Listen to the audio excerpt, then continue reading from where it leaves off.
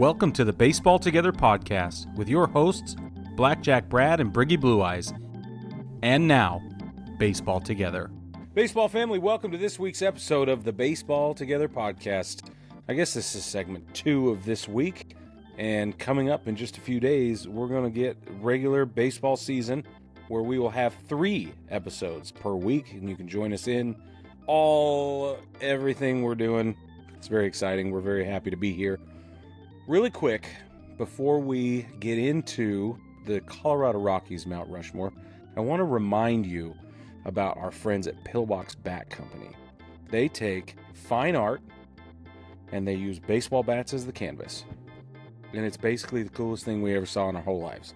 So we reached out to them. We said we needed a new bat mic because we're going to the World Baseball Classic in 2026. We're going to be in Miami. And if you want to meet up with us there, let's talk about it. You can email us at baseballtogetherpod@gmail.com.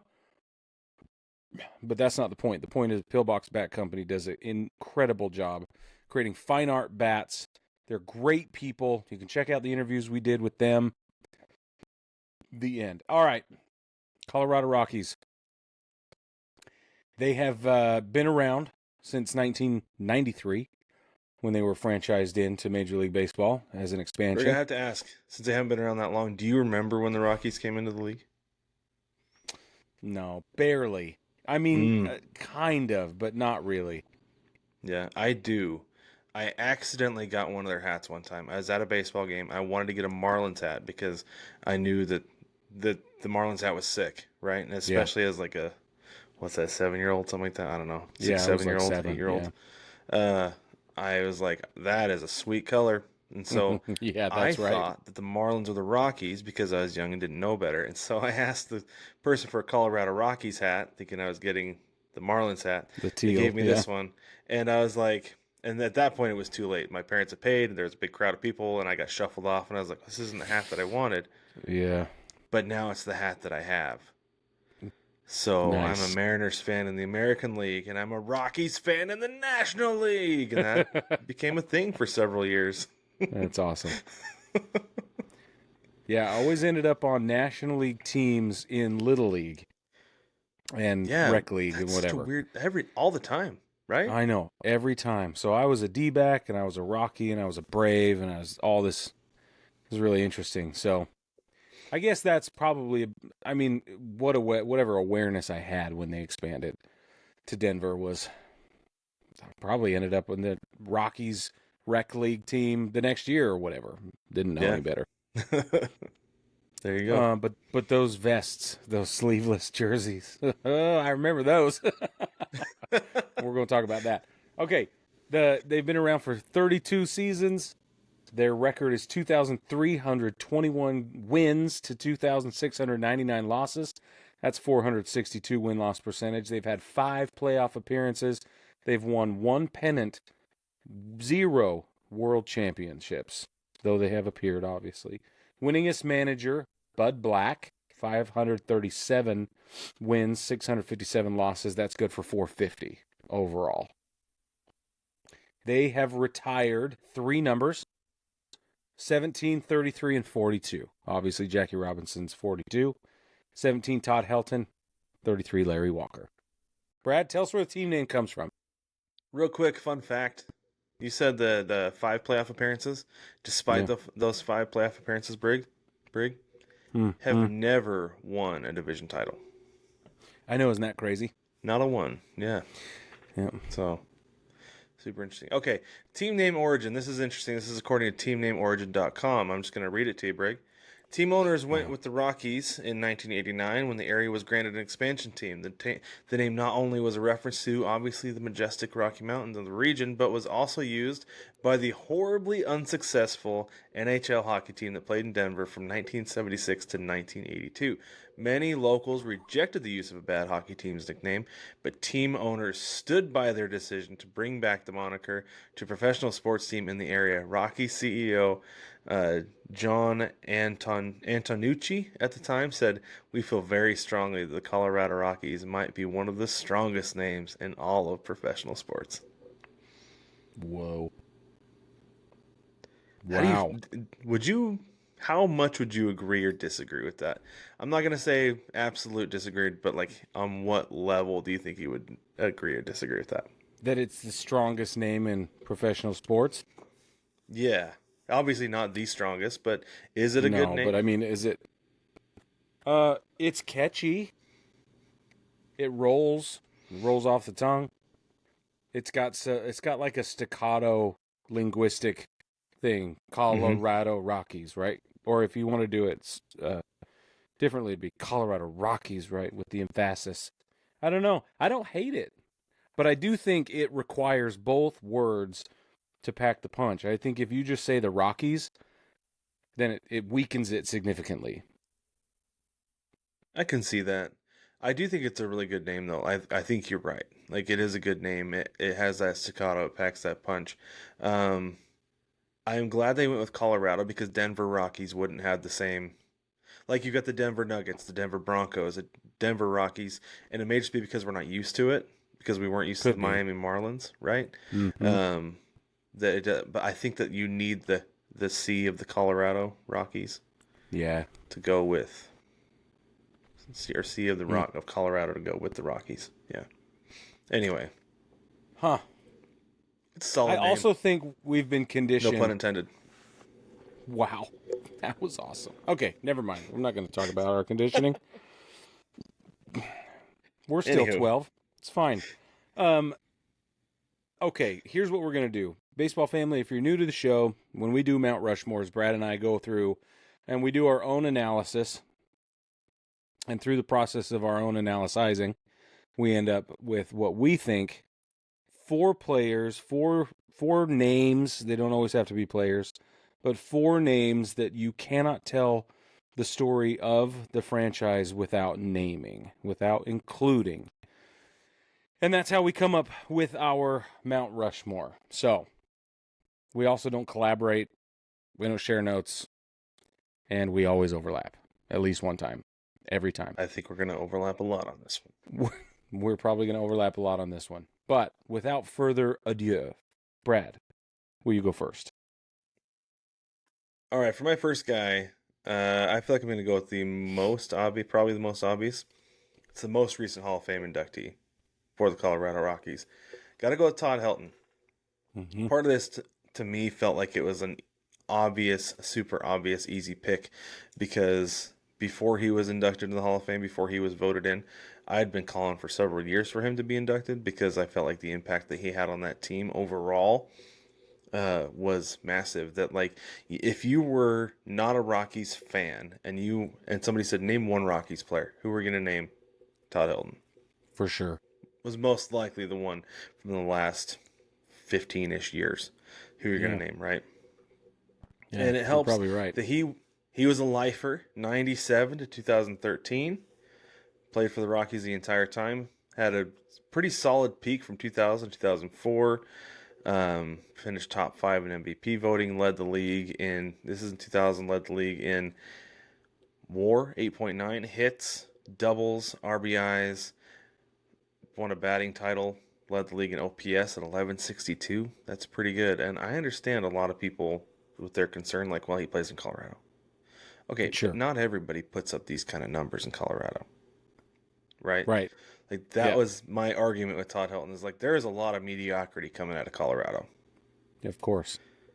Right? Like there have been some really great players that we're going to get to later, but there's also been a whole lot of mediocrity. And if everybody hit and put up great numbers in Colorado, then you'd see guys duping teams in free agency way more often than they do. Yep.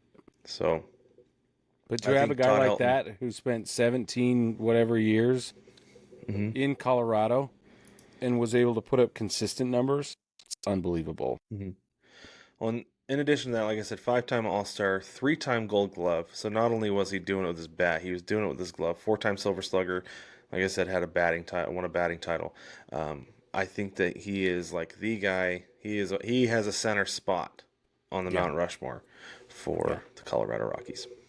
Yeah, the Todd father. And I'm assuming you have him too. So why don't you share your side of the story, Brig? No, I was gonna. The only thing I wanted to add was that his nickname's the Todd father. I think it's fantastic. How many Todd fathers are there? I was just going to say that because Todd Frazier is my Todd father, but that's neither here nor there. But I wonder how many guys I wonder if Baseball Reference has a nickname search function. It does. I just pulled it up. Did it? Of course it does. It's under their frivolities tab. You can go to Frivolities Home to look at more stuff like this. It's only the two. It's Todd Frazier and it's Todd Helton, nicknamed the Todd Father. But wow, no kidding. Yeah, that's cool. Contemporaries. Well, nonetheless. You did. You said everything I was going to say other than his nickname. So I agree with everything. There you go. And I have a soft spot in my heart for lifers, right? For big time franchise guys who spend their entire careers in one team is one of my favorite things. And if I can find a way to justify including them on a Mount Rushmore, it's one of the first things I look at. Mm-hmm. Yeah. Well, and because so this is something we're telling the story of the franchise. So you got a guy like that who's there 15 plus years. It's almost impossible to tell the story without that guy, and he's successful. Come on. Yeah, he was on the team that made when the franchise made its one World Series appearance, and the fact that he stuck with them in some pretty lean years, like toward the end there it got ugly, where they lost 98 games in 2012 and 2013 is the last time, so it got pretty lean there. But I feel like they were kind of hovering around. I want to say that, but that also is not entirely true. For I was looking at like the late 2000s, like 06 to like 10. They had 2 seasons over 500, and I was like, oh, they were like hovering around 500, but they weren't. It was like 414, 469, 457 when they missed the playoffs. It's like, oh, those are bad teams. But the fact that he stuck around and wanted to be in Colorado, right? So good for him. With numbers like that, he could have done something else at some point. Yep. So there you go. I 100% agree with you. Front and center. The end. Wait. Okay, I'm going to go with another guy. Another guy who's obvious. Another guy who belongs almost without... I mean, I don't know who's going to argue with this one.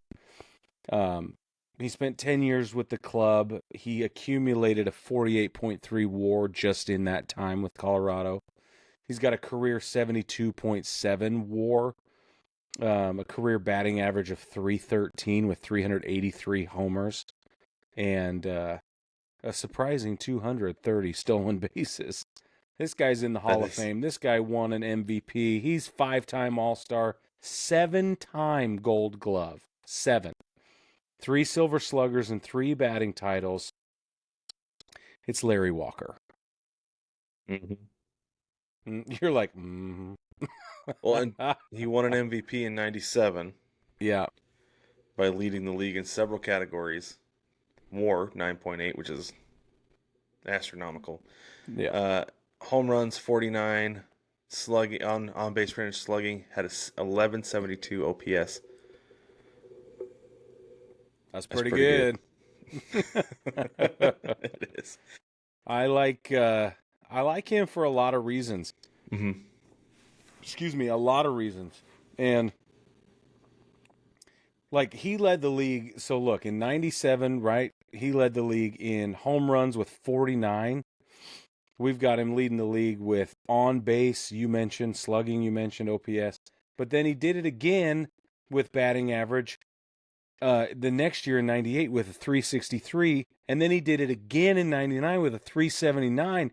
So he went, listen to this, 96 was 276, 97 366, 98 363, 99 379. Dude just kept getting better and better and better and better. And guess what? The elevation stayed the same, guys. It didn't change. The wind didn't start carrying the ball differently, for 7 months, 1 year than it did the year before. Like, it's not happening. So I this is another one, to your point about Todd, where the numbers speak for themselves and there are no atmospherics that sort of apologize for it or get in the way of explaining it. The last thing I want to say about Larry Walker is that his nickname was Booger. And I think that is just a first baseman whose nickname is Booger is about the greatest thing. It's the greatest thing I've ever heard. I'm curious where that Yeah, came man, from. it just brought me so much joy. So I want to piggyback on what you're talking about with his batting average real quick. So if you look in 2000, he only played in 87 games and his average dropped to 309. Right. Okay, and you can say smaller sample size, fewer hits, whatever. That's fine, but it's still over 300, and I know it was a different time. But then 2001, it goes back up to 350. Mm-hmm. 02, 338. The dude hit over 300. What's that? 1, 2, 3, 4, 5, 6 years in a row, and 8 out of 9 years consecutively, and that's going back to Montreal, his last year in Montreal. Mm-hmm. So maybe this is the thing. Like maybe he took advantage of the altitude. Maybe it benefited him, but man, you can't hit over 300 just by hitting at home. That's not gonna fly. I agree. Well, and in Montreal, like you said, he had 2 seasons in Montreal where he batted over 300 on his own. Mm-hmm. Anyway, I think Larry Walker, without a doubt, has to be on the Colorado Rockies Mount Rushmore. Mm-hmm. And just a little bit under there, carve Booger for me. Maybe with him pumping his fists like he did. That would be awesome too. Yeah, there you go. All right, Brad, you're up next. Okay, my third guy is pretty recent, actually. There are others more recent than him that I was considering, but because my fourth one I had to include. But so this is really my last guy. So it was between him, 2 other guys, similar positions, left side of the infield. But I'm going with Nolan Arenado. Okay. So him winning the Gold Glove started in Colorado, right? Like all of his time dominating as a Gold Glover started in really as a rookie in 2013. He won it his first 1, 2, 3, 4, 5, 6, 7, 8 seasons. All 8 seasons he was in Colorado. Okay? Including his rookie year. Including his rookie year. Platinum Glover. Just rename that the Nolan Arenado Award, and we'll all be fine and happy with it. Yeah. Okay? In Colorado, he was a 1, 2, 3, 4, 5-time All-Star. And the only reason he wasn't a 6-time All-Star is because there was no All-Star game in 2020. So, yeah, nobody was, right? But in 2015, he led the league in home runs, 42, and then again in 2016, and then again in 2018. And again, you can point to Colorado if you want, but you're not hitting 42, 41 home runs only at home. The dude could mash home and on the road, and we saw that when he got to Colorado, he continued to mash. And I know he's not the player now that he was, but out of because I was considering Trevor Story and Troy Tulowitzki were the other guys I was considering in addition to Arenado. But the fact that Arenado is a defensive icon, as a 6-time Platinum Glover, that you carve his side out of Platinum, or just put the Platinum Glove plate underneath him. Because I seriously, Brig, I know I joke about this all the time, but I really do think that eventually that could be renamed the Nolan Arenado Award. It almost certainly... nobody's going to win 6 of them in their career. No. And especially not consecutively. Yeah. Yeah, I think we're all just waiting for him to retire so we can call it that officially. Yeah. Like that's to me that's a foregone conclusion. Kids, you want to learn how to play infield? Watch his tape. Well, and don't forget about his batting. He led the league in 2015 with 42 homers and 130 RBIs. He led the league in 2016 with 41 homers and 133 RBIs. He led the league. I visited the homers, but not the RBIs. I mean, come on now. Like, it's just... Listen to this. 130, 133, 130, 110, 118. Like, the dude is an RBI machine. Mm-hmm. Well, he was. He hasn't been as of late, but... during When his he's in time in his early Colorado. 30s playing a Yeah, high you're right. intensity defensive position. So I agree. I'll give him some grace. Yeah, he can have it. He can have all the grace he wants. Yep. He's earned it. And Hall of Fame? he'll be the third Hall of Famer for the Rockies when it comes time. Yeah. Yeah, and you think he'll go in with the Rockies cap on? I would think so. I mean, his best years were in Colorado, his prime, right? Yeah. And he's only played 4 seasons. This will be his 5th season with the Cardinals. Yeah, and even then they're on rocky ground. Hey-oh. Mm-hmm. Just you wait, Henry Higgins. That trade deadline's going to come up sooner than you think. We'll see what happens. Oh boy. Okay. Yep. I like Arenado. I like him a lot. He's not on my list. Okay. He would be my honorable mention. Okay. Yep. He would be my honorable mention. And I'm going to catch some heat for why. But before I do that, I'm going to jump into my guy. Same as you considered him. He's a shortstop. 5-time All-Star, 2 Gold Glove, 2 Silver Slugger. Troy Tulowitzki. Cannot, and I mean cannot, get to the World Series without Troy Tulowitzki. And so he's got to be on there. Talk about telling the story of the franchise. The year they went to the World Series, he posted a 6.8 WAR.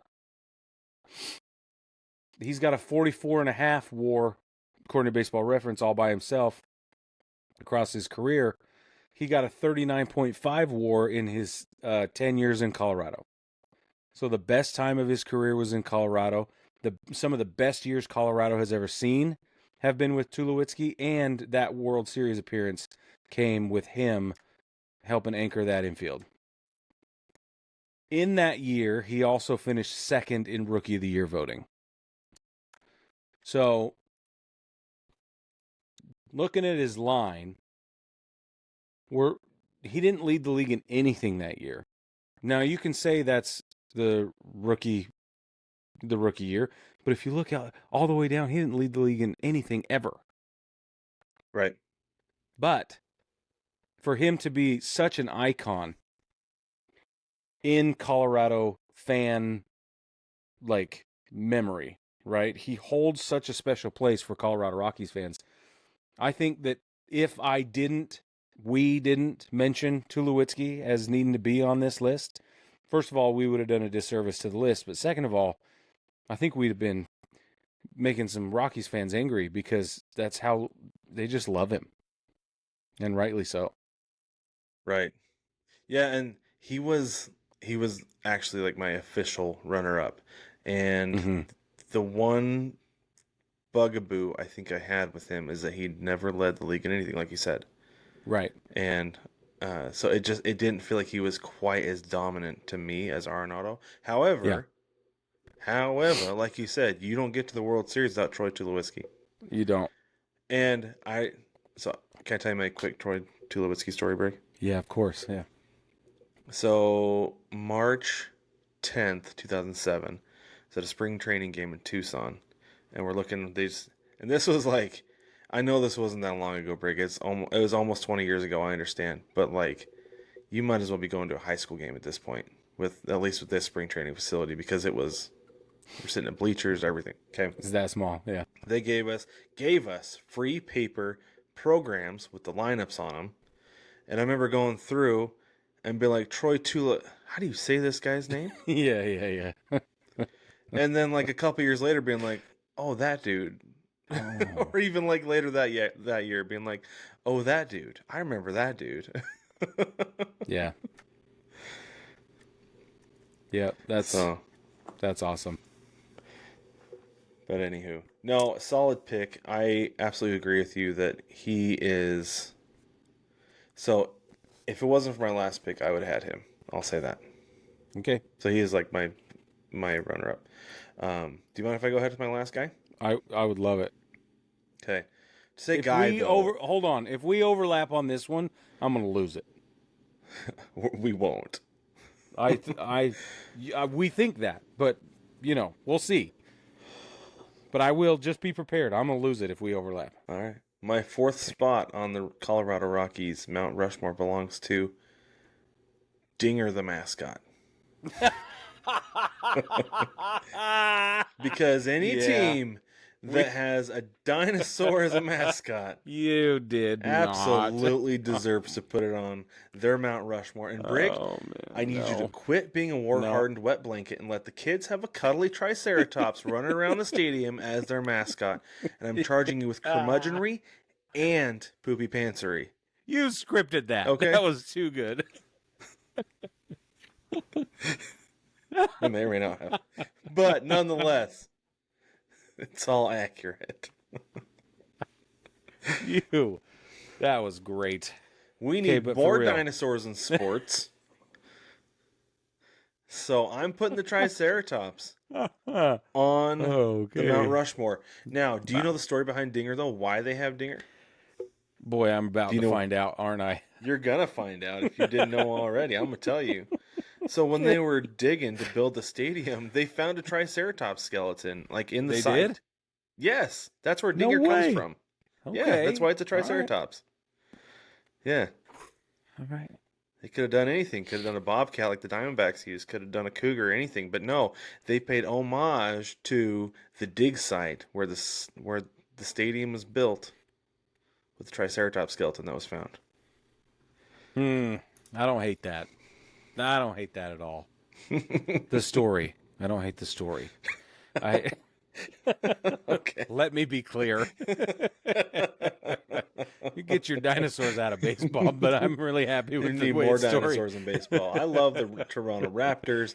I love that Dinger is the mascot in Colorado, and I love the NC Dinos in the KBO. So no, I love me the dinos. Yeah, 100%. We need more dinosaurs in sports, Brig. No, just the one, and they won the year we picked them, and that's good enough for me. I'm done. That's right. We were one and done in the KBO, and have a reason to never go back. Yeah. I just know who I'm rooting for from now on. I did all the research. I feel really good about it. All right. Okay, go ahead with your last one. My last one.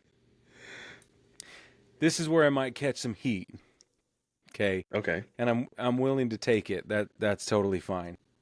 Because I'm going to come at you sideways on this one. This guy was an all-star one time.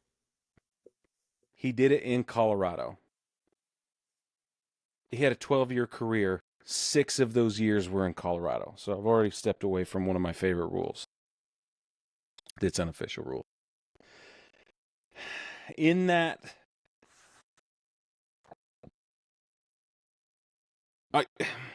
pitchers get such a bad rap in Colorado, and rightly so. So when I saw a pitcher I could justify, I got really excited. So I'm giving my final spot to Ubaldo Jimenez. He's the only pitcher in franchise history to throw a no-hitter. He did it in Atlanta. Now, it would have been impressive to do it in Denver, right? Yeah. No, that would have been huge. But the fact that he was able to pull it off at all, first of all, is amazing. But it almost like proves that it's proof positive that the situation in Denver is different, right? Because then he leaves Denver and he's like, okay, but look what I got, right? Look what we can do. So because of that, it sort of serves as a testament to Denver being weird, and I really needed a pitcher on my list. I couldn't just put, bats on the list. And he's the only franchise no-hitter? Are you kidding me? You could have put a dinosaur. No, I could not have. Okay, so the final slot on my Rushmore for the Colorado Rockies goes to Big U. Gotta have it. That's a good one. Just gotta have it. So, thank you. That year that he was an all-star, he had a sub-3 ERA as a starting pitcher in Colorado. Yep. And his whip was 1.155 He was an all-star number 3. I don't know how he was only number 3 on the Cy Young Award list voting that year. But he also made it into the top 23 for MVP voting, which is, I don't know, something. He had 16. He was led the league in wild pitches with 16. I think that's really good to know. Effectively wild, Brig. Yeah, exactly. Worked in his favor. He did that twice, by the way. He did it once in Cleveland. He did. Yeah. But yeah, that's. I don't need to keep justifying it. That's who I. Okay, you want to hear this? You want to hear how he ended up in Cleveland? This is wild. Okay, so when he got to Cleveland, looks like he had his first full year in Cleveland, he had like a little over 4 years of service time. So he wasn't probably a free agency. Things were different then. Mm-hmm. So in fact, yes, things are the same because he was granted free agency in 2013. So in 2011, right at the trade deadline, the Rockies sent Ubaldo Jimenez, Joe Gardner, Matt McBride, Alex White, and a player to be named later. The Cleveland Indians sent Drew Pomeranz. And that is it. What? Whoa. To Colorado. Yep. That feels like hindsight that feels like really the Rockies paints got that differently. Fleeced. Yeah.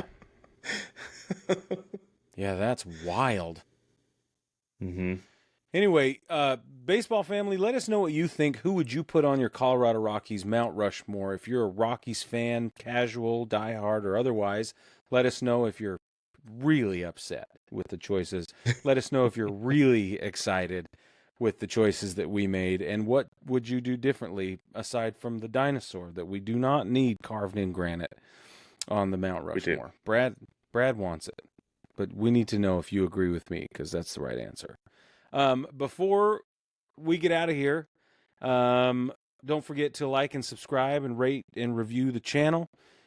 Helps us in more ways than you know. We wouldn't be here without you. We couldn't be here without you, and we wouldn't want to be here without you. So thank you for supporting the show in every way. Thank you for supporting our partners. That supports us. Chinook Seeds, Seed Sack, Pillbox Bats, on and on. Those are the 3 I'm going to mention right now. So thank you very much for everything. Don't forget, we will be here starting during the regular season. We're going to kick it off into 3, episodes a week, and It's going to be awesome. So with that, baseball family, Matt Holliday was safe, and we'll catch you next time. Never touch home plate.